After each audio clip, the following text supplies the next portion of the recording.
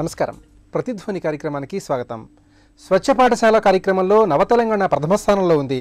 ఇక రాష్ట్రంలో మరుగుదొడ్డి లేని పాఠశాలలు కనిపించవు. ప్రధాని మోదీ పిలుపు మేరకు రాష్ట్ర ప్రభుత్వం ఇప్పటికే 99% మరుగుదొడ్ల నిర్మాణాన్ని పూర్తి చేసింది. ఈ విషయంలో కేంద్ర ప్రభుత్వం కూడా తెలంగాణ సర్కారును ప్రశంసించింది.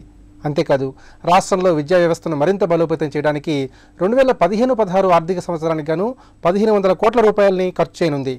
ఆదర్శ పాఠశాలల నిర్మాణం, మధ్యాహ్న భోజన పథకం, ఉపాధ్యాయులకు శిక్షణా తరగతులు వంటివి చేపట్టింది. ఇంకా ప్రభుత్వ పాఠశాలల్లో డిజిటల్ కంప్యూటర్ విద్యను అందించాలని ప్రయత్నాలు సాగిస్తోంది. ఈ నేపథ్యంలో పాఠశాలలో మౌలిక వసతులు, విద్యా విధానంపై చర్చను చేపట్టింది నేటి ప్రతిధ్వని.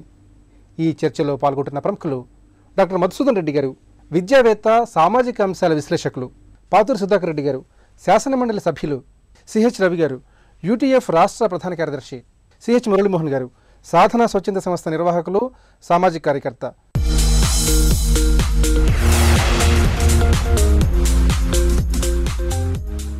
సుధాకర్ రెడ్డి గారు, కేంద్ర ప్రభుత్వం ప్రకటించిన స్వచ్ఛ పాఠశాల కార్యక్రమంలో తెలంగాణ అగ్రస్థానంలో ఉందని కేంద్ర మానవ వనరుల అభివృద్ధి మంత్రిత్వ శాఖ కితాబునిచ్చింది. ఇప్పటికే తెలంగాణ సర్కారు పాఠశాలలో 99% మరుగుదొడ్ల నిర్మాణాన్ని పూర్తి చేసింది. మరి పాఠశాలలో మరుగుదొడ్ల నిర్మాణం పూర్తి చేయడం వంటి కానివ్వండి, లేక మౌలిక వసతుల కల్పన కానివ్వండి, వీటి ద్వారా పాఠశాల విద్య బలోపేతం అవుతుందని మనం భావించవచ్చా?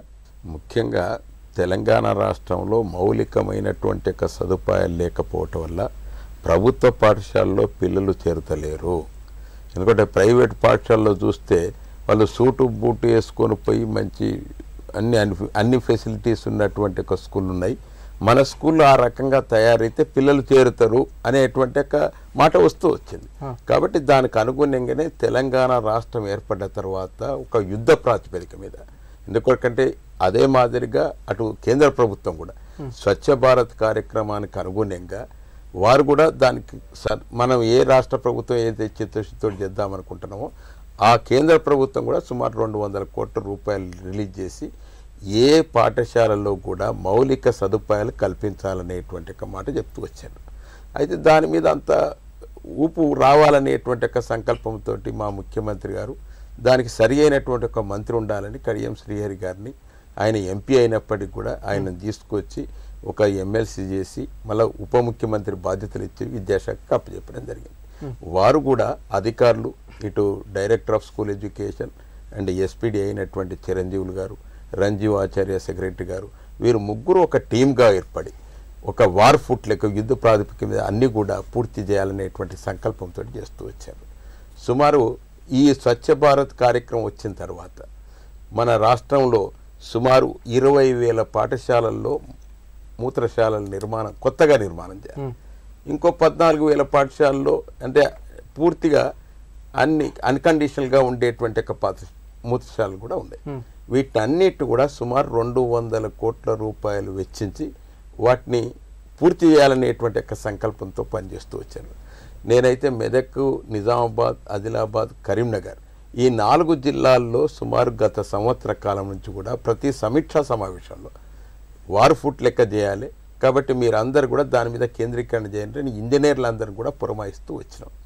దానికి అనుగుణంగానే ఇలా 20,000 కొత్త పాఠశాలలకు మూత్రశాల నిర్మాణంలో 5,000 పాఠశాలలకేమో సోషల్ రెస్పాన్సిబిలిటీ కింద స్థానికంగా ఉండేటువంటి ఒక కార్పొరేట్ సంస్థలన్నీ కూడా వారు బాధ్యత తీసుకున్నాయి. ఇక మిగతా పాఠశాలలో అంతా కూడా ప్రభుత్వ పరంగా నిధులు వెచ్చించి ఈ మూత్రశాలల నిర్మాణం జరుగుతుంది. వాటర్ ఫెసిలిటీ కూడా అంటే రూరల్ వాటర్ సప్లై స్కీమ్ కింద ఏవైతే సుమారు వాళ్ళు కూడా 20 కోట్ల రూపాయలు వెచ్చించి దానికి సరిపడేటువంటి రీతిగా నీటి సదుపాయాన్ని కూడా కల్పించడం జరుగుతుంది. కాబట్టి తెలంగాణ రాష్ట్ర ప్రభుత్వం చిత్తశుద్ధితోటి ఈ కార్యక్రమాలన్నీ తీసుకుంటా వల్లనే మొన్న కేంద్ర ప్రభుత్వం యొక్క డిప్యూటీ సెక్రటరీ గారు వచ్చారు.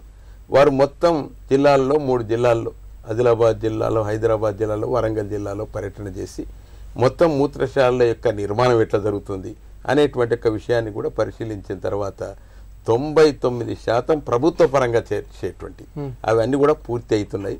ఇంకా సోషల్ రెస్పాన్సిబిలిటీ కింద కొన్ని కార్పొరేట్ సంస్థలు ఏవైతే నిర్మాణం చేస్తున్నాయో అవి ఇంకా పెండింగ్లో ఉండేటువంటి అవకాశం ఉన్నది. ఇవన్నీ కూడా పూర్తి చేసి సక్రమంగా విద్యార్థులకు అన్ని సదుపాయాలు కల్పించేటువంటి ఒక ప్రభుత్వ బాధ్యతగా గుర్తించి చేస్తున్నాం. కాబట్టి రేపు వచ్చే నిష్ణాతులైన టీచర్లను ఏర్పాటు చేసినాం, మంచి తరగతి గదులు ఏర్పాటు చేసినాం, మధ్యాహ్న భోజనంలో సన్న బియ్యం ఏర్పాటు చేస్తున్నాం. కాబట్టి ఇంకా అదేవిధంగా కన్వర్షన్ ఛార్జెస్ ఏదైతున్నాయో సెల్ఫ్ హెల్ప్ గ్రూప్ వాళ్ళకు కూడా గిట్టుబాటు ఉండేటట్టుగా ఆ రేట్స్ను కూడా మొన్నటి నుంచి మనం పెంచడం కూడా జరిగింది. కాబట్టి మౌలిక సదుపాయాలన్నీ కూడా కల్పించేటువంటి ఒక రాష్ట్రంగా ఇలా తెలంగాణ రాష్ట్రం దేశవ్యాప్తంగా పెరిగి వచ్చేటువంటి అవకాశం వచ్చింది. మసూదన్ రెడ్డి గారు, 2015-16 ఆర్థిక సంవత్సరంలో తెలంగాణ రాష్ట్ర ప్రభుత్వం మౌలిక వసతుల నిర్మాణానికి ఇతర నిర్మాణాల కోసం 1500 కోట్లు ఖర్చు పెట్టబోతోంది. మరి ఈ అంశాలతో విద్యా వ్యవస్థ కొంత దారుల్లో పడినట్టుగా మనం భావించవచ్చా? తప్పకుండా. ఎందుకంటే గాంధీజీ కలలు కన్నా గ్రామ స్వరాజ్యం దిశగా ఈరోజు తెలంగాణ ప్రభుత్వం కానీ భారతదేశ ప్రభుత్వాలు కానీ గ్రామీణ ప్రాంతాల్లో విద్య వైద్యం అభివృద్ధి ప్రధాన దిశ ముందుకు నడుస్తుంది. ఈరోజు మనం వార్తలను బట్టి చూస్తే తెలంగాణ ప్రభుత్వం అభినందించాలి. ఈరోజు శానిటేషన్ విషయంలో కానీ 99% ఇన్ఫ్రాస్ట్రక్చర్ క్రియేట్ చేయగలిగింది. అంటే దీనితో పాటే శానిటేషన్తో పాటు రెగ్యులర్ మెయింటెనెన్స్ కూడా వెరీ ఇంపార్టెంట్. ఈరోజు స్కావెంజర్స్ అపాయింట్మెంట్ కానీ స్వీపర్స్ అపాయింట్మెంట్ కానీ కేవలం టాయిలెట్స్ కట్టగానే సరిపోదు, దాని రెగ్యులర్ మెయింటెనెన్స్ అనేది ఇంపార్టెంట్. దీనికి కూడా సులాబు లాంటి ఇంటర్నేషనల్ సంస్థలకు అప్పగిస్తే బాగుంటుంది. ఎందుకంటే మేము చూస్తున్నాం, అబ్జర్వ్ చేస్తున్నాం, ఎక్కడైతే ఇటువంటి సంస్థలు రెగ్యులర్గా వాళ్ళు యాన్యువల్ మెయింటెనెన్స్ తీసుకొని చేయడం జరుగుతుంది. మీరు అన్నట్టు పాఠశాల విద్య కేటాయించిన బడ్జెట్ను కూడా అభినందిస్తూ ఈ రోజు ఉన్న ప్రస్తుత పరిస్థితిలో ఈరోజు ఎవరు కూడా ప్రైవేట్ పాఠశాలకు వెళ్ళాలనే ఉద్దేశంతోనే తల్లిదండ్రులు విద్యార్థులు అందరూ కూడా ఆ దిశగా పలుకుతారు. ఈవెన్ ఎంప్లాయీస్ పిల్లలు కూడా అక్కడ పనిచేసే టీచర్ల పిల్లలు కూడా పక్కన ఉన్న ప్రైవేట్ స్కూల్లోకి వెళ్తారు. ఆ దిశ నుంచి మారాల్సిన అవసరం ఉన్నది. దీనికి ఏం కావాలి? రేషనలైజేషన్ చేయాల్సి వస్తుంది. Schools rationalisation, regularisation, student teacher ratio, అక్కడ పరిసరాల పరిశుభ్రత, ఎన్విరాన్మెంట్ అవన్నీ కూడా క్రియేట్ చేసినప్పుడు ఖచ్చితంగా గ్రామీణ ప్రాంతంలో విద్యార్థి ప్రభుత్వ పాఠశాలకు రావడం జరుగుతుంది. ఇప్పుడు విదేశాల్లో అమెరికాలో ఏ విధంగా ఉంటుంది సిస్టమ్ అంటే ఒక రీజనల్ ఒక ఏరియాలో కంపల్సరీగా ఆ స్కూల్ ఏరియా అంటే ఆ స్కూల్ ఏరియాలో ఉన్నటువంటి ఐఏఎస్ పెద్ద అధికారి కానీ చిన్న అధికారి కానీ ఇండస్ట్రియలిస్ట్ కానీ compulsory they have to go to that school. ఖచ్చితంగా ఆ స్కూల్ ఏరియాలో చదువుకోవాలి. దాంతో ఏమవుతుంది? అక్కడ ఉన్న ప్రాంతం డెవలప్ అవుతుంది, అక్కడ ఉన్నటువంటి పట్టణానికి ఒక అభివృద్ధి దిశగా నడుస్తున్నది. అటువంటి యాక్ట్ కూడా తీసుకొస్తే మంచిది.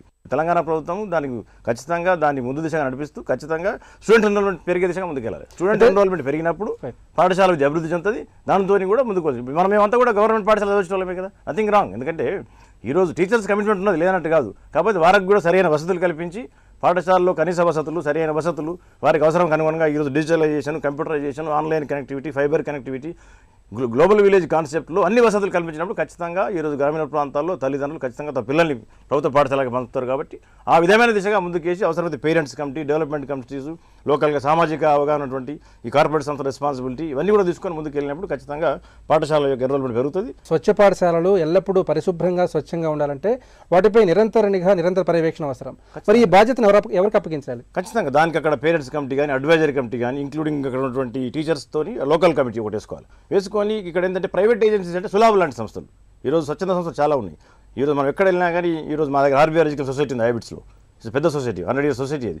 ఈరోజు మా సంస్థ మొత్తం ఏం చేసినా మేము సులాబ్ ఇంటర్నేషనల్కి అప్పయిపోయాం గత 5 సంవత్సరాల నుంచి. చాలా స్పష్టంగా కనిపిస్తుంది మనకు అక్కడ తేడా. అంటే గతంలో మన ఎంప్లాయీ ద్వారా చేస్తున్న మెయింటెనెన్స్ ఈరోజు సులాబ్ లాంటి సంస్థలు చేసిన మెయింటెనెన్స్ చూసినట్టయితే మనం అక్కడ అప్రిషియేట్ చేయొచ్చు. కాబట్టి ఆ విధంగా రెగ్యులర్ మెయింటైన్ చేసినప్పుడు ఖచ్చితంగా మంచి అవకాశం ఉంటుంది. ఈరోజు గ్రామీణ ప్రాంతాల్లో ఉన్న అమ్మాయిలు స్కూల్కి రావాల్సిన అవకాశం ఉంటుంది. మెయిన్గా తల్లిదండ్రులు ఏం చేస్తారు? అక్కడ స్కూల్లో అవకాశాలు ఉన్నప్పుడు, మంచి వసతులు ఉన్నప్పుడు అమ్మాయిలను కూడా స్కూల్కి పంపే ఉద్దేశంలో ముందుకు వెళ్తారు. కాబట్టి ఖచ్చితంగా ఈరోజు బాలికలకు, బాలురకు స్వచ్ఛ పాఠశాల, స్వచ్ఛ విద్య, మంచి నిరంతర శుభ్రత, పరిశుభ్రత, అని దానికి మించి సేఫ్ డ్రింకింగ్ వాటర్, మంచి పరిశుద్ధమైన నీరు వాళ్ళకి ఇచ్చినప్పుడు ఇవన్నీ కూడా వసతులు, మిడ్ డే మీల్స్తో పాటు మంచి నీరు ఇచ్చినప్పుడు ఆరోగ్యము, విద్యా వైద్యం బాగుంటుంది. కాబట్టి అభివృద్ధి. రవి గారు, స్వచ్ఛ పాఠశాల దిశగా తెలంగాణ సర్కారు ముందడుగు వేసింది. అట్లాగే తెలంగాణ సర్కారు విద్యా విధానంలో కూడా స్పష్టమైన మార్పులు తీసుకొస్తోంది. అట్లాగే ఉపాధ్యాయులకు పునశ్చరణ తరగతులు నిర్వహిస్తోంది, ఉపాధ్యాయుల బదిలీలను చేపట్టింది. మరి ఇలాంటి చర్యల వల్ల పాఠశాల విద్య ఏ మేరకు బలోపేతం అవుతుందని మనం భావించవచ్చు? వాస్తవంగా ప్రభుత్వం తీసుకునే చర్యల్ని అభినందించాల్సిందండి. కానీ అదే సందర్భంలో ప్రభుత్వం తీసుకున్నటువంటి చర్యలు ఏ మేరకు మొత్తం ఇప్పుడున్నటువంటి ప్రభుత్వ పాఠశాల విద్యా వ్యవస్థని మార్చడానికి ఉపయోగపడుతున్నాయి అనేది లోతుగా ఆలోచించినప్పుడు, అధ్యయనం చేసినప్పుడు అవి అంత సంతృప్తికరంగా లేవనేది ఈరోజు చెప్పొచ్చు. ఎందుకంటే ఈరోజు 1500 కోట్ల రూపాయలు ఖర్చు పెట్టి మౌలిక వసతి సౌకర్యాలు కల్పించడం కోసం ప్రయత్నం చేస్తున్నారు, సంతోషం. కానీ మౌలిక వసతి సౌకర్యాలు అనేది ఒక భాగం. దీంతో పాటు అసలు పాఠశాలల పట్ల తల్లిదండ్రులకి విశ్వాసం కలిగించాల్సినటువంటి బాధ్యత ఉన్నది. ఈరోజు ప్రభుత్వ పాఠశాలలు, ప్రభుత్వ వైద్యశాలలు ఈరోజు ప్రజల విశ్వాసాన్ని కోల్పోయి. అటువంటి సందర్భంలో ప్రభుత్వ విద్యాలయాల పట్ల పేరెంట్స్కి విశ్వసనీయత కల్పించడం అనేది చాలా ప్రధానమైనటువంటి అంశం. దీనికి కారణం ఏంటి? దీనికి ఎందుకు ప్రజలకు ఆ విశ్వాసం లేకుండా పోయిందని అంటే, ఈరోజు ప్రైవేట్ స్కూల్ అంటే 5 తరగతులు ఉంటే తరగతికి ఒక ఉపాధ్యాయుడు ఉంటాడు కనీసంగా. కానీ ప్రభుత్వ పాఠశాలలో 5 తరగతులకి, ప్రాథమిక పాఠశాలలో 5 తరగతులకు కూడా 1 లేదా 2 టీచర్లు. ఈరోజు మన రాష్ట్రంలో 30,000 పాఠశాలలు ఉన్నాయి ప్రభుత్వ రంగంలో. అందులో దాదాపు 19,700 ప్రైమరీ స్కూల్స్ ఉన్నాయండి. ఇందులో 15,000 స్కూల్స్లో ఒకరు లేదా ఇద్దరు టీచర్లు ఉన్నారు. ఒకరు లేదా ఇద్దరు టీచర్లు 5 సబ్జెక్టులు 5 క్లాసులకి 25 సబ్జెక్టులు బోధించాల్సిన పరిస్థితి ఉన్నది. సో ఇటువంటి సందర్భంలో ఏ తల్లిదండ్రులు కూడా నాణ్యమైన విద్య ఒకే ఉపాధ్యాయుడు బోధించే దగ్గర 5 తరగతులకి అన్ని సబ్జెక్టులకి ఒకే ఉపాధ్యాయుడు బోధించే దగ్గర నాణ్యమైన విద్య లభిస్తుంది అనేటువంటి విశ్వాసం ఉండే అవకాశం లేదు. ఒకటి. రెండోది, ప్రభుత్వ పాఠశాలలో 5 సంవత్సరాలు నిండిన తర్వాత మాత్రమే చేర్చుకునే అవకాశం ఉంది. కానీ ఈరోజు ఏ తల్లిదండ్రి కూడా ప్రభుత్వ పాఠశాలలో 5 సంవత్సరాలు నిండిన దాకా పిల్లల్ని ఇంటి దగ్గర ఉంచుకునే పరిస్థితి లేదు. పిల్లలందరినీ కూడా 3 సంవత్సరాలు నిండగానే ఎల్కేజీ యూకేజీ పేరుతోటి ప్రైవేట్ స్కూల్స్ కాన్వెంట్లో పంపుతున్నారు. సో ఇటువంటి సందర్భంలో ప్రభుత్వ పాఠశాలలో కూడా కేజీ తరగతులు ప్రారంభించి ప్రీ ప్రైమరీ పూర్వ ప్రాథమిక విద్యని ప్రారంభిస్తే అది కొంత పాఠశాలలో ఎన్రోల్మెంట్ పెరిగేటువంటి అవకాశం ఉంటుంది. రాష్ట్రంలో మౌలిక సౌకర్యాలు ఎన్ని కల్పించినా పాఠశాలకు ఎంత అందంగా తీర్చిదిద్దినా పర్యవేక్షణ వ్యవస్థ అనేది ఈరోజు లోపంగా ఉంది. 472 మండలాల్లో ఎంఈఓ పోస్టులు ఉంటే 435 పోస్టులు ఈరోజు వేకెంట్గా ఉన్నాయి, ఖాళీగా ఉన్నాయి. డిప్యూటీ వాళ్ళు హై స్కూల్స్ని పర్యవేక్షణ చేయాల్సినటువంటి వాళ్ళు స్వాతంత్రం వచ్చిన రోజుల్లో ఇచ్చినటువంటి 10 జిల్లాలకు కలిపి 56 పోస్టులు ఉంటే ఇవాళ అందులో 45 పోస్టులు వేకెంట్గా ఉన్నాయి. సో ఇటువంటి సందర్భంలో పర్యవేక్షణ వ్యవస్థ లేకుండా ఉపాధ్యాయులందరూ స్వచ్ఛందంగా పనిచేయాలనంటే కూడా అది సాధ్యమేది కాకుండా ఉంది. మురళీమోహన్ గారు, విద్యా హక్కు చట్టం అమల్లోకి వచ్చిన నేపథ్యంలో కేంద్ర ప్రభుత్వం మౌలిక వసతుల నిర్మాణానికి అత్యంత ప్రాముఖ్యతనిస్తోంది. ఆ స్ఫూర్తితోనే తెలంగాణ సర్కారు కూడా పాఠశాలల్లో మౌలిక వసతుల నిర్మాణానికి అట్లాగే మరుగుదొడ్ల నిర్మాణానికి కూడా సంకల్పించింది. మరోపక్క పాఠశాలల్లో అలాగే హాస్టల్స్లో సన్నబియ్యాన్ని మధ్యాహ్న భోజన పథకంలో అందిస్తోంది. మరి ఇలాంటి చర్యల వల్ల సర్కారీ బడుల్లో హాజరీ శాతం పెరిగే అవకాశం ఉందంటారా? కేంద్ర ప్రభుత్వం అమలు తీరు విద్యా హక్కు చట్టంది మా నేషనల్ రిపోర్ట్ ప్రకారం అయితే 20% మాత్రమే ఉంది దేశం మొత్తంలో.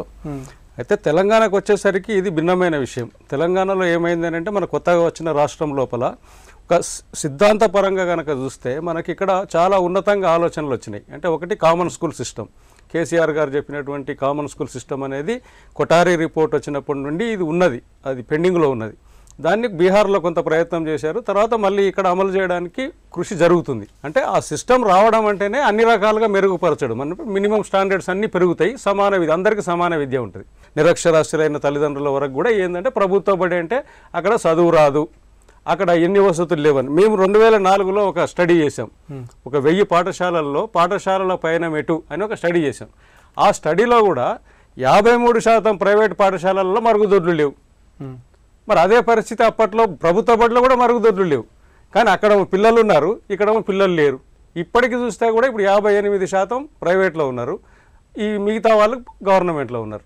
అంటే మరి ఇది మళ్ళీ పుంజుకోవాలంటే మళ్ళీ మనం ఇన్నేళ్ళు రివర్స్లో పనిచేయాలి. కేవలం మౌలిక అంశాల వల్లనే గవర్నమెంట్ చదువు పెరుగుతుంది తరుగుతుంది అనుకుంటే తెలంగాణకు మించినటువంటి స్టేట్ నేను చూసిన స్టేట్లలో అయితే ఎక్కడ లేదు. ఇన్ని రకాల సౌకర్యాలు, అంకిత భావంతో ఉన్న టీచర్లు కూడా, మసూన్ సార్ చెప్పినట్టు టీచర్లు కూడా మన దగ్గర చాలా కష్టపడతారు.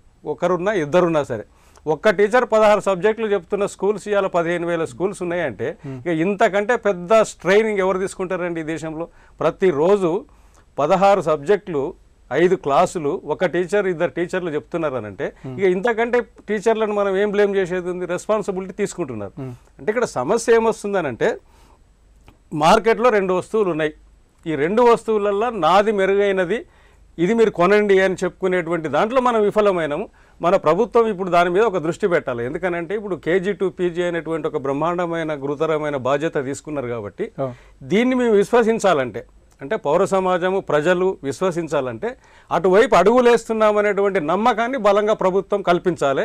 ప్రత్యేకంగా రాష్ట్ర ప్రభుత్వం ఇప్పుడు చేపట్టాల్సింది ఏంటంటే మెరుగుపడుతున్నాయి, సన్న బియ్యం వచ్చింది, టాయిలెట్లు వస్తున్నాయి, టీచర్లు రిక్రూట్మెంట్ అవుతుంది, రేషనల్ అన్నీ అవుతున్నాయి. కానీ దీన్ని మేము మా స్కూల్లో వస్తే చదువు వస్తుంది అనేటువంటి దాన్ని ప్రజల్లోకి తీసుకుపోవడానికి ఈ KG to PGకి ఒక మంచి అంకిత భావం కలిగినటువంటి civil society, government and teachers unions, sarpanches forums, SMC forums అందరితో ఒక కమిటీని ఏర్పాటు చేస్తే మాలాంటి వాళ్ళం మేము చెప్పే సలహాలు సూచనలు కూడా ప్రభుత్వానికి అందుతాయి. సుధాకర్ రెడ్డి గారు, తెలంగాణ ప్రభుత్వ పాఠశాలల్లో డిజిటల్ విద్యను అట్లాగే కంప్యూటర్ విద్యను అందించాలని NIT చైర్మన్ రాజేంద్ర సింగ్ పవార్ని పంచాయతీరాజ్ శాఖ IT శాఖ మంత్రి KTR కోరారు. అలానే బడుల్లో నిరంతర పర్యవేక్షణ ద్వారా ఉపాధ్యాయుల యొక్క విద్యాబోధనని ఏ విధంగా పర్యవేక్షించవచ్చు, ఏ విధంగా మెరుగుపరచవచ్చు? మొదలు రాష్ట్ర ప్రభుత్వం కొత్తగా ప్రభుత్వంలోకి రాగానే ముఖ్యమంత్రి గారు విద్యాశాఖను సమీక్షిస్తూ ఆయన చేసింది ఏంటంటే సర్వసాధారణంగా స్వచ్ఛంద సంస్థలు కానీ ఉపాధ్యాయ సంఘాలు కానీ ప్రైవేట్ స్కూళ్ళల్లో పిల్లలు చేరుతున్నారు, మన స్కూళ్ళల్లో ఎందుకు చేరుతలేరు అనేది మీమాంస వచ్చింది. అయినప్పుడు వారు అనేది ఏమిటంటే మౌలిక సదుపాయాలు లేవు అనేది జనరల్ రొటీన్గా ఉండేటువంటి ఒక కామన్. కాబట్టి స్వచ్ఛంద సంస్థలు కానీ ఉపాధ్యాయ సంఘాలు మా ప్రభుత్వం అన్ని మౌలిక సదుపాయాలు కల్పిస్తాము, ఉచితంగా దుస్తులు ఇస్తాం, ఉచితంగా పాఠ్యపుస్తకాలు ఇస్తాం, ఉచితంగా మధ్యాహ్న భోజన పథకం పెడతాం. కాబట్టి అన్ని రకాల అన్ని వాళ్ళకి అందుబాటులోకి తీసుకొచ్చి ఇప్పుడు మొన్న టీచర్ల గ్రీవియన్స్ కూడా చూసినాం. అయ్యా మాకు బదిలీలు రేషనలైజేషన్ అంతా చేయండి, చేసిన తర్వాత మేము సక్రమంగా పనిచేయకపోతే చూడండి అని అన్నారు. అది కూడా పూర్తి చేసినాం. ఇక ఇప్పుడు గేరప్ మీద ఉంటుంది. మీరు అన్నట్టుగా అన్నీ జరుగుతాయి కాబట్టి ఇప్పుడు ఇక టీచర్లకు పిల్లలకేం ఇబ్బంది లేదు. ఇక ఏమవుతుంది, పరిపాలనా యంత్రాంగాన్నంతా కూడా పటిష్టం చేయాలి. కాబట్టి దాన్ని చేసేటువంటి చర్యలు రేపటి నుంచి ప్రారంభమవుతున్నాయి. కాబట్టి తప్పనిసరిగా ఈ కార్యక్రమంలో ప్రక్షాళన అంతా విద్యాశాఖ అంతా కూడా ప్రక్షాళన జరుగుతుంది.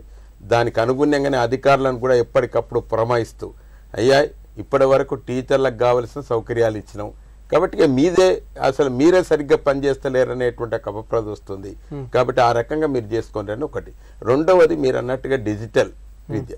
ఐటీ శాఖ మంత్రి రామారావు గారు కేంద్ర ప్రభుత్వం దగ్గరికి పోయి అసలు మా రాష్ట్ర ప్రభుత్వం గతంలోనే ఇట్లా ఇన్ని పాఠశాలల్లో కంప్యూటర్ విద్యను ప్రారంభించడం, కంప్యూటర్లు ఉన్నాయి, కానీ మీరు సరి అయినటువంటి నిధులు లేకపోవటం వల్ల అవన్నీ కూడా నిర్వీర్యమయ్యేటువంటి ఒక పరిస్థితి వచ్చింది. కాబట్టి దాన్ని పునరుద్ధరించాలంటే నిధులు మంజూరు చేయమని కూడా కోరడం జరిగింది. యాజ్ అండ్ వెన్ అక్కడి నుంచి నిధులు రాగానే తిరిగి మా రాష్ట్రంలో తప్పకుండా అన్ని పాఠశాలల్లో కంప్యూటర్ విద్యను బోధించేటువంటి కంప్యూటర్ ఆపరేటర్స్ని ఏర్పాటు చేస్తాం, ప్రిలిమినరీస్ ఏర్పాటు చేస్తాం. మా పిల్లలందరికీ కూడా 6వ తరగతి నుంచే రడారుడిగా కంప్యూటర్లో శిక్షణ జరిపేటువంటి ఒక ప్రయత్నం చేస్తున్నాం. మొన్న తిప్పి కొడితే ఒక్క మండలానికి ఒక్క స్కూల్ 100 మంది విద్యార్థుల స్కూల్ దొరుకుతలేదు. కాబట్టి ఆ రకమైన పరిస్థితి ఉన్నది. కాబట్టి అందుకొరకే వాళ్ళతో కూడా చెప్తున్నాం, ట్రైనింగ్ బాగా ఇవ్వండి, పిల్లల్ని చేర్పించండి. పిల్లల్ని చేర్పించినట్టయితే తప్పకుండా దానికి సదుపాయం చేసడానికి అవకాశం ఉంటుంది. అదే కాకుండా రెండవ విషయం చెప్పాడు, ఎందుకంటే LKG UKG pre primary classes కూడా పెడితే బాగుంటుంది అనేటువంటిది. ప్రీ ప్రైమరీ క్లాసెస్ పెట్టడానికి సిద్ధంగా ఉన్నాం. అంగన్వాడీలు అందుకొరకే పటిష్టం చేసి అంగన్వాడీ వర్కర్లకు టీచర్లకు జీతాలు పెంచి వారికి జీతాలు పెరిగితే సరిగ్గా పనిచేస్తారనేటువంటి ఒక సంకల్పంతో పిల్లలందరికీ కూడా అంగన్వాడీల్లో కూడా పూర్వ ప్రాథమిక విద్యను బోధించాలనేటువంటి ఒక ప్రయత్నం కూడా చేసినాం. ఇన్ని ప్రయత్నం చేస్తున్నాం. ఇంకా ప్రభుత్వ పరంగా నాకు తెలిసినంత వరకు అయితే ఏదంటే అది సంసిద్ధత తెలియజేసేటువంటి ఒక యంత్రాంగాన్ని సిద్ధంగా ఉన్నది. మసూదన్ రెడ్డి గారు, ప్రభుత్వ పాఠశాలల్లో మౌలిక వసతుల కల్పనలో రాష్ట్ర ప్రభుత్వం ముందుంది, మరోవైపు ఆదర్శ పాఠశాల నిర్మాణాన్ని కూడా చేపట్టింది. అట్లాగే డిజిటల్ విద్య, కంప్యూటర్ విద్యను కూడా పాఠశాలలో ప్రవేశపెడుతున్నామని చెప్తున్నారు. అట్లాగే ఉపాధ్యాయుల బదిలీలను కూడా ప్రభుత్వం చేపట్టింది. ఈ నేపథ్యంలో ఉపాధ్యాయులు ఎలాంటి నైపుణ్యవంతమైన విద్యను పిల్లలకు అందించాలి? పరిశీలన చేస్తే తెలంగాణ రాష్ట్రం మిగులు బడ్జెట్ రాష్ట్రం, ఇటు సర్ప్లస్ స్టేట్. మరి ప్రస్తుత పరిస్థితుల్లో విద్యారంగంలో వైద్య రంగంలో ఖచ్చితమైన నిర్ణయాలు తీసుకుని అభివృద్ధి దిశలో ముందుకెళ్ళినప్పుడే రాష్ట్రం బాగుపడుతుంది. ఏ రాష్ట్రమైనా దేశమైనా కానీ విద్యారంగంలో వైద్య రంగంలో ముందున్నప్పుడే ఆ దేశం యొక్క ప్రగతి రాష్ట్ర ప్రగతి సూచికల్లో కనిపిస్తూ ఉంటుంది. మీరు అన్నట్టు ఈరోజు టీచర్ ఈజ్ ఆల్వేస్ స్టూడెంట్, ఉపాధ్యాయుడు ఎప్పుడు నిరంతర విద్యార్థి. కంపల్సరీ పునశ్చరణ తర్వాత ఓరియంటేషన్ ఇస్ ఇంపార్టెంట్. ఇప్పుడున్న అప్డేట్ నాలెడ్జ్లో ఖచ్చితంగా ప్రభుత్వం నియంత్రణ పర్యవేక్షణతోని మండలాల వారిగా ఆ మండలంలో ఉన్న పాఠశాలలు 30 గ్రామాలు ఉంటే 30 పాఠశాలలు ఉంటాయి. ఆ 30 పాఠశాలలో పనిచేసిన ఉపాధ్యాయులు ఖచ్చితంగా మండల కేంద్రంలో పునశ్చరణ తరగతి పెట్టాలి, ఓరియంటేషన్ క్లాసెస్ పెట్టాలి, పెట్టి అప్డేట్ నాలెడ్జ్తో వాళ్ళని ముందుకు తీసుకెళ్ళాలి. తీసుకెళ్ళినప్పుడు ఖచ్చితంగా వాళ్ళు నేర్చుకొని ఆ గ్రామాల్లో ఉన్న పాఠశాలలో విద్యార్థులు నేర్పడం జరుగుతుంది. అదేవిధంగా మీరు అన్నట్టు పాఠశాలలో ఎన్రోల్మెంట్ పెరగాలంటే సామాజిక ఉద్యమం తీసుకురావాలి. ఒకటి ప్రభుత్వ బడిలో చేరదాం, చదువుకుందాం అన్న కాన్సెప్ట్తోని ఈ రోజు గ్రామీణ ప్రాంతాల్లో ప్రజలు ఉన్నారు, పాపులేషన్ అక్కడే ఉంది. But they don't want to send their boys and girls to the government school, sending private schools. ఆ విధానం నుంచి మార్పు తీసుకురావాలంటే ఖచ్చితంగా బాధ్యత అక్కడ అవసరం. అక్కడ ఉన్నటువంటి టీచర్స్కి కానీ, సామాజిక వర్గాలకు కానీ, స్వచ్ఛంద సంస్థలకు కానీ, అక్కడ ఉన్న నాయకత్వం, లోకల్ నాయకత్వం, ఎంపీటీసీలు, జడ్పీటీసీలు, సర్పంచ్లు, వార్డు మెంబర్స్, వీళ్ళందరూ కూడా ఒక ఉద్యమంలాగా చేపట్టినప్పుడు ఖచ్చితంగా అంగన్వాడీ నుంచి మొదలుకుంటే హై స్కూల్ వరకు కూడా ఖచ్చితంగా గ్రామీణ ప్రాంతాల విద్యార్థులు ప్రభుత్వ పాఠశాలలో చేరే విధంగా ఒక ఉద్యమ కోణంలో పనిచేయాలి. దీనికి నియంత్రణ అవసరం, పర్యవేక్షణ అవసరం, నిఘా అవసరం, ఇటువంటి అధికార యంత్రాంగం ఆ విధంగా ముందుకు కదలాలి. అదేవిధంగా మీరు ఉపాధ్యాయులు ఖచ్చితంగా పునశ్చరణ అవసరం. ఎందుకంటే ఎప్పుడు కూడా మారుతున్న ప్రపంచంలో జ్ఞానాన్ని సంపాదించుకోవాలి. You must learn and disseminate. Learning and dissemination is a continuous process for the teacher. కాబట్టి ఆ రకంగా జరిగినప్పుడు ఖచ్చితంగా ఉపాధ్యాయుడు కూడా విద్యావంతుడు అవుతాడు. దాంతో అక్కడ ఉన్న గ్రామీణ ప్రాంతాల విద్యార్థులు కూడా గ్రామీణ పాఠశాలకు వచ్చే సంఖ్య పెరుగుతుంది. రవి గారు, పాఠశాల విద్యని పటిష్టపరచడానికి రాష్ట్ర ప్రభుత్వం రకరకాల చర్యలను చేపడుతుంది. అట్లాగే పాఠశాలలో నైపుణ్యమైనటువంటి విద్యను అందించడానికి ప్రభుత్వ పరంగా చేపడుతున్నటువంటి ఈ చర్యలు పూర్తిగా భరోసాని కలిగిస్తాయంటారా? అట్లాగే విద్యార్థుల్ని తల్లిదండ్రుల్ని ప్రభుత్వ పాఠశాలల వైపు ఆకర్షింపజేయడానికి ఇంకా ఎట్లాంటి ముఖ్యమైన సూచనలు చేపట్టాలి? స్వచ్ఛ పాఠశాల పేరుతోటి టాయిలెట్స్ నిర్మాణం ఇచ్చారు, 99% పూర్తయిందని చెప్పారు. కానీ ఇవాళ కొత్తగా మొదలుపెట్టిన టాయిలెట్లు పూర్తయినాయి, కానీ అంతకుముందు ఆల్రెడీ కంప్లీట్ అయినటువంటి టాయిలెట్స్, కన్స్ట్రక్షన్ అయినటువంటి టాయిలెట్స్ ఈరోజు పనిచేసే పరిస్థితి లేదు. దానికి అవసరమైనటువంటి రన్నింగ్ వాటర్ కానీ ఇటువంటి ఫెసిలిటీస్ ఏమి లేవు. అట్లాగే చూసుకుంటే డ్రింకింగ్ వాటర్ కానీ లేకపోతే ఎలక్ట్రిసిటీ ఫెసిలిటీ కానీ ఇట్లా చూసుకుంటే అనేక కాంపౌండ్ వాల్స్ కానీ ఇవన్నీ ఉన్నాయి. ఇవే కాకుండా అసలు పాఠశాలకు రక్షణ మినిమం ఒక వాచ్మెన్, నైట్ వాచ్మెన్ కానీ ఒక స్వీపర్ కానీ ఓ బోధనేతర సిబ్బంది ఏ హై స్కూల్లో కూడా జూనియర్ అసిస్టెంట్ లేకపోతే ఒక ఆఫీస్ సబార్డినేట్ కూడా లేనటువంటి పరిస్థితి ఉంది. ముఖ్యమంత్రి గారు ఏదైతే కేజీ టు పీజీ అనేటువంటి నినాదం ముందుకు తీసుకొచ్చారో అది సక్రమైన పద్ధతిలో అమలు జరగాలి. ఇప్పుడు మనకు ఏదైతే ఆదర్శంగా చెప్పుకునే అమెరికా, బ్రిటన్ విద్యా విధానాలు ఉన్నాయో, నైబర్హుడ్ స్కూల్స్, పరిసర పాఠశాల అనేటువంటిది ఏదైతే ఉందో అది కామన్ స్కూల్ సిస్టమ్ అమలు జరగాలి. అది అమలు జరిగినప్పుడు ఐఏఎస్ ముఖ్యమంత్రి గారు ఆశించినట్టు ఐఏఎస్ కలెక్టర్ నుంచి కార్మికుని కొడుకు దాకా ఒకే పాఠశాల పంపే పరిస్థితి వస్తుంది. అప్పుడు ఖచ్చితంగా కాన్ఫిడెన్స్ తోటి ప్రభుత్వ పాఠశాల ఉపాధ్యాయుల పిల్లలు కూడా ఆ పాఠశాల చదువుకునేటువంటి అవకాశం వస్తుంది. ఈరోజు హేతుబద్ధీకరణ చేశారు, రేషలేషన్ చేశారు. రేషలేషన్ తర్వాత పరిస్థితి ఏంటంటే అంతకుముందు ఏం పరిస్థితి ఉందో ఇవాళ దానికి భిన్నమైనటువంటి పరిస్థితి అయితే ఎక్కడా లేదు. ఎందుకంటే ఉపాధ్యాయ పోస్టులు 17,000 ఖాళీలు ఉంటే ఉన్న ఖాళీల్లో 10,000 పోస్టుల్ని సర్ప్లస్ అని చెప్పి తీసుకెళ్లి డిఓ కంట్రోల్లో డిఓ పూల్లో పెట్టుకున్నారు. 7,000 పోస్టులు ఖాళీలు ఉంటే ఆ స్కూళ్ళలో మారుమూల రిమోట్ ఏరియా మండలాలన్నీ ఖాళీలు అయిపోయింది. సో ఇవాళ ఏమైందంటే టౌన్షిప్లో ఉన్నటువంటి స్కూల్స్ అన్నీనేమో టీచర్లతో కలకలాడుతున్నాయి, మారుమూల ప్రాంతాల్లో ఉన్న స్కూళ్ళన్నీ కూడా టీచర్లు లేకుండా ఉన్నాయి. ఇప్పుడు వాటికి ప్రత్యామ్నాయం ఆలోచించాల్సిన బాధ్యత ప్రభుత్వం మీద ఉంది. టీచర్లు సక్రమంగా పనిచేయాలంటే వాళ్ళ మీద వాళ్ళకు ఉన్నటువంటి వర్క్లోడ్ని కూడా ఈక్వల్ డిస్ట్రిబ్యూషన్ జరిగే విధంగా ఉపాధ్యాయ నియామకాలు ఉండాల్సినటువంటి అవసరం ఉంది. ఒక పాఠశాల అంటే 5 టీచర్లు ఉండాలనంటే మేమేం చెప్తున్నాం అంటే పాఠశాలలో ఇవాళ ఒక స్కూల్ కిలోమీటర్ పరిధిలో పిఎస్లు లేకపోతే 5 కిలోమీటర్ల పరిధిలో హై స్కూలు, 3 కిలోమీటర్ల పరిధిలో యూపీఎస్, ఇది నామ్స్ ఉన్నాయి. కానీ ఇవాళ అసలు యూపీఎస్ అనే సిస్టమ్ అవసరం లేదు. దాని ప్రైమరీ స్కూల్, హై స్కూల్ ఉంటే సరిపోతుంది. కానీ ఈరోజు ఈ రేషలేషన్ ద్వారా యూపీఎస్ని మళ్ళీ పునరుజ్జీవనం కలిగించినటువంటి పరిస్థితి ఉంది. 8 మంది పిల్లలు ఉంటే 7 టీచర్లు ఇచ్చింది యూపీఎస్కి. అవసరం లేని చోట కూడా ఇవాళ పిల్లల్ని ఇచ్చినటువంటి పరిస్థితి ఉన్నది. అందుకని దీనివల్ల ఇబ్బంది ఉంది. మేము చెప్పేది ఏంటంటే ఇవాళ ప్రభుత్వ పాఠశాలల్ని సక్రమైన పద్ధతిలో విశ్వాసం కల్పించాలంటే కేజీ తరగతులు ప్రారంభించాలి, సమాంతరంగా తెలుగు మీడియంతో సమాంతరంగా ఇంగ్లీష్ మీడియం క్లాసెస్ పెట్టాలి. తర్వాత తరగతికో ఉపాధ్యాయుడు ఉండే విధంగా గ్రామ పంచాయతీకి ఒక స్కూల్నైనా సెలెక్ట్ చేసుకొని ప్యారలల్ ఇంగ్లీష్ మీడియం పెట్టి తరగతికో ఉపాధ్యాయుడు ఉండే విధంగా చూస్తే ప్రభుత్వ పాఠశాలల్లో తల్లిదండ్రులకు విశ్వాసం పెరుగుతుంది, ప్రభుత్వ పాఠశాలలో నాణ్యమైన విద్య లభించే అవకాశం ఉంటుంది. మురళీమోహన్ గారు, ఈ మౌలిక వసతులతో పాటు ఇంకా ఏ అంశాలపై రాష్ట్ర ప్రభుత్వం తక్షణమే దృష్టి పెట్టాలి? మానవాభివృద్ధి ఇండెక్స్ అని మనం ప్రపంచం మొత్తంగా ఒక సూచిక తయారు చేస్తాం. ఆ సూచికలో 187 దేశాలలో మన దేశం 135వ స్థానంలో ఉంది. మిగతా దేశాలను 1 నుంచి 135 లోపల ఉన్నది 1 నుంచి ప్రామాణికంగా మనం లెక్కేసుకుంటే ఏ దేశమైతే విద్య కోసము మౌలిక అవసరాల కోసం డబ్బు ఎక్కువ వెచ్చించిందో వాళ్ళు ముందు స్థానంలో ఉన్నారు. విద్యకు తక్కువ వెచ్చించినటువంటి వాళ్ళంతా ఇగో 100, 135, 165 స్థానాలలో ఉన్నారు. అది ఒక్క సూచిక తెలియజేస్తుంది ఏంటంటే మనము విద్య కోసం ఎంత పనిచేస్తాం అనేటువంటిది. ఇక్కడ మన రాష్ట్ర ప్రభుత్వం చేస్తున్నటువంటి పనులకు మనం ఇప్పుడున్న దశలో కొన్ని సూచనలు చేయగలము. ఈ విద్యావేత్తలలో కూడా ఒక పెద్ద మేధావులలో ఉన్న గందరగోళం ఏంటంటే ఇంగ్లీష్ మీడియం వస్తే ఏదో బాగుపడుతుంది ప్రభుత్వ బడి అని. మీరు ఇంగ్లీష్ మీడియం పెట్టినా నేను ఈరోజు చెప్తున్నా ఈ బడికి ఎవడు రాడు. ఎందుకంటే ఆ కాన్ఫిడెన్స్ పోయింది ఆ బడి మీద. ఈ బడి మీదకి కాన్ఫిడెన్స్ తీసుకురావాలి. సార్ అన్నట్టు ఒక సామాజిక ఉద్యమమే కావాలి. పేరెంట్స్ని మనం తప్పుపట్టే అవసరమే లేదండి. పేరెంట్స్ చాలా స్పష్టంగా ఉన్నారు, దేన్ని సహకరించాలి, దేనికి సహకరించొద్దు. మీరు చాలా విషయాలు చూడండి. ఇప్పుడు మిడ్ డే మీల్స్ ఉంది, అదే ప్రజలు నిన్నటిదాకా పురుగులన్నం సార్, పప్పు అన్నం సార్ అన్నోళ్ళు మంచిగా ఉంది సార్, ఈ సన్న బియ్యం వచ్చిన తర్వాత ఇక కూర కూడా కొంచెం డెవలప్ చేస్తే బాగుంటుంది, పప్పు ఇవన్నీ కూడా మా పిల్లలు బాగా తింటున్నారని. అది వాస్తవం కూడా. మా పరిశీలనలో కూడా 87% మిడ్ డే మీల్స్ బాగుంది ఇప్పుడు అనేది మా సర్వేలో కూడా తేలింది. ఉపాధ్యాయ సంఘాలున్నా, విద్యార్థి సంఘాలున్నా, సివిల్ సొసైటీ ఉన్నా ప్రభుత్వానికి ఎక్కువ బాధ్యత ఎందుకు ఉంటుందంటే ప్రభుత్వమే ఈ దేశం పిల్లలందరినీ సంపదకి రక్షకుడు కాబట్టి ప్రభుత్వమే కన్విన్స్ చేయాలి, మేము కూడా తోడ్పాటు చేయాలి. మేము కూడా మొండిగా వ్యవహరించి ఇద్దరు పిల్లలు ఉన్నా సరే 4 టీచర్లను ఉంచుతాం ఎక్కడ అని అంటే అది ఎట్లాంటి హేతుబద్ధీకరణ కాదు. అందుకని ఇక్కడ హేతువు లేని దాన్ని పట్టుకొని అన్ని వర్గాల వల్ల మనం కొట్లాడుకోవడం వల్ల ఈ విద్యారంగం బాగుపడదు. ఇప్పటికైనా మళ్ళీ రీస్ట్రక్చర్ చేసుకునే అవకాశం ఉంటుంది ఎప్పుడైనా సరే. కాబట్టి ప్రభుత్వం ముందుకొస్తే మిగతా వాళ్ళందరితో ఇంకొక 10 డిబేట్లు అయినా సరే, లేదంటే 2-3 జిల్లాల్లో పైలట్ అయినా సరే, ఒక కాన్స్టిట్యుయెన్సీలో ఒక జిల్లానో పైలట్ చేసి ఈ ఆదర్శ పాఠశాలలు కూడా పెట్టొద్దండి. విద్యా హక్కు చట్టానికి భిన్నమైంది. మళ్ళీ ఒకడు మంచి పాఠశాల ఏంది, చెడ్డ పాఠశాల ఏంది. విద్యా హక్కు అంటే అందరికీ ఒకటే పాఠశాల ఉండాలి. కేసీఆర్ గారు చెప్పినటువంటి దాంట్లో కూడా వాస్తవం ఉంది. వెంటనే కేజీ టు పీజీ అంటే ఏది ఎక్కడ మొదలు పెట్టాలో తెలియని పరిస్థితుల్లో పెట్టే కంటే కొద్దిగా ఆలోచన చేస్తామని. కానీ ఆలోచన వైపుగా ప్రభుత్వం అడుగులు పడాలనేది మేమందరం కోరుకుంటాం. స్వచ్ఛ పాఠశాల కార్యక్రమంలో తెలంగాణ విద్యాశాఖ ప్రగతిని సాధించింది. ఉపాధ్యాయులకు వేతనాలు పెంచడంతో పాటు విద్యా వ్యవస్థలో సమూలమైన మార్పులకు శ్రీకారం చుట్టింది. తద్వారా సర్కారు బడుల్లో నాణ్యమైన విద్యాబోధనకు మార్గం సులభమవుతుందని చర్చలో పాల్గొన్న నిపుణులు అభిప్రాయపడుతున్నారు. ఇది నేటి ప్రతిధ్వని. నమస్కారం.